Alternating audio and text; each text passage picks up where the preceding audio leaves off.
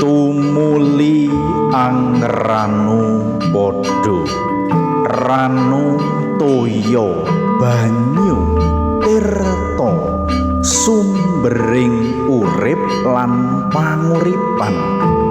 kinarya mijiki ampeyanipun ingkang kakung tata lair tondo bekti jejering putri dumateng ingkang garwa ing batos samung tansah nyenyadong sih pengayomaning Gusti ingkang Maha Agung lamun to wus resik lair lan batine temah nggih nyo gesang bebrayan ing tembe tansah pinaringan ayom ayem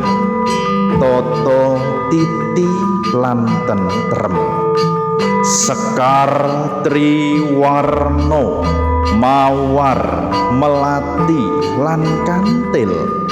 winawar tembung manis kang mijil saking kedaling lati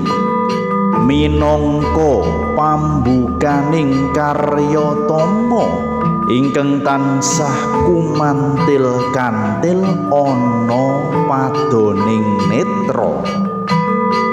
ngambararum sumerbak gandanya sesekaran mugiya Sri temanten ing tembe rumeksa arum asmane kulawarga tumuli kaju menengaken tondo jejering priya